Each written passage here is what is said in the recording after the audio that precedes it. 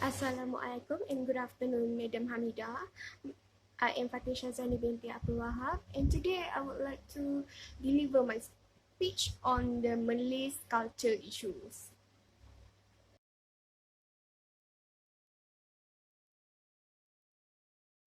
Before I move or I speak on the serious issue, I would like to clarify the definition of the culture and customs, which I believe these two aspects were correlated.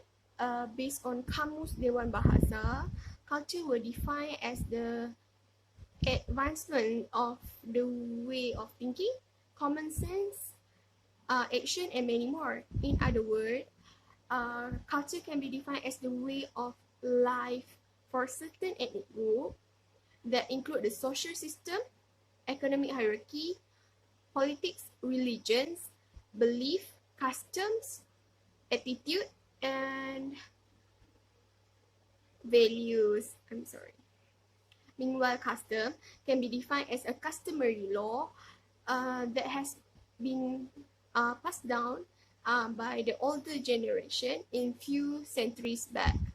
Basically, custom were one of the aspects in Malay cultures that lead into what we can see from the practice that be exercised by the Malay ethnic group in Malaysia. I would like to ask the audience that how far do you practice the Malay culture, and how far do you know about the Malay culture? Did you realize more and more Malay culture were disappearing in a few years back? For example, Canggung dance, day by day, it almost never practiced anymore by the Malay societies. So this is why I am here today. Today, I would like to tell you some factors that lead into the extinction of the Malay culture and the reason why we need to preserve it. In the first part of my presentation, I have highlighted several factors of Malay culture getting lost in time. The first factor is westernization. What I mean by westernization is the arrival of colonizer to Tanah Melayu is one of the reason led to these issues. If we look back to the history, the colonizer came to Tanah Melayu with three big aims, which are the gold, glory, and gospel. During this time, a lot of Malay will follow the lifestyle of the colonizer, where they started to wear dresses instead of the baju kurung or baju kebaya. And when a man, they started to wear suit instead of the baju Melayu. Also this time, the Malay society itself started to have interracial marriage. This interracial marriage actually led to the spread of custom and extinct some of the custom. For example, the Malay women that married to the Chinese and they become as a nyonya and started to have another kind of lifestyle. The lifestyle during the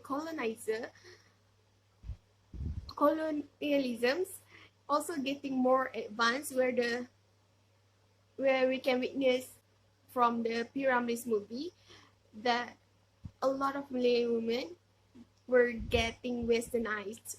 So I believe that during this time, a lot of culture were stopped practiced by the Malays itself due to the westernization. The second factor is modernization. Before this, I speak about the westernization, where the older generation during the late 19th centuries to the late 20th centuries. This time I will tell you about us, the younger generation of the Malay ethnic groups. Our ancestors will face the westernization, meanwhile us, the younger generation, will face the modernization.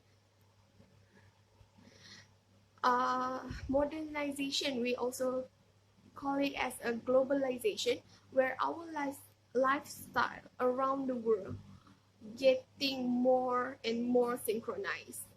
The advancement of technology and lead to the youngster nowadays started to stop practice the custom, the culture that been passed down by our ancestor. YouTube, Facebook, Instagram were the biggest reason why our life started synchronized. The latest lifestyle or trend was shared into the social media, which affected our young Malay. The youngster prefer to dance to K-pop more than the Malay dance. Youngster more prefer to eat Western food, Korean food, or I can say that the global food rather than Malay food due to the trend. This action also will lead into the discontinued of Malay culture. The third and last factor that I will tell today is advancement in knowledge and or the rising of religion. As we know, during the early years around the 1700s until the late of 1900, the religious practice were a little bit different from today. Back on those days, the religion were not teach, as well as where education were limited to those have privileges. Meanwhile, a low class society were fighting to survive, that they not have the proper education. Today we should feel a little bit grateful because we can have a proper education and better life. Education were one of the factors of the extinction of Malay culture itself, because science and religion were highly recognized by all the Malays. Most of Malay culture were backward, illogic, and opposite of the religion. For example, custom during pregnancy, which tell pregnant woman cannot go fishing because her child will have some sort of disability due to the hook. However, in the modern world nowadays, have proven that the custom that being practiced by the older generation were myth only. Another example of the advancement of religion has stopped the custom is the practices of kuda kepang. Kuda kepang were prohibited by the religion due to something related to mystic world. Before, I was told you about the factor of why our Malay cultures getting disappeared day by day. And now I would like to tell you the reason why we should preserve our culture. In this part, I also highlighted 3 main reasons that I believe why we should preserve our culture. The first one is to maintain the uniqueness of Malay cultures. Malay cultures actually were unique because we have absorbed a lot of other culture and mixed into our original culture. The uniqueness of Malay culture were actually beautiful and graceful. If we can preserve it or maintain it will make us different, and own specialty. The variety of dance actually were one of the greatest things in our Malay society that have shown us we are different and we have our own identity.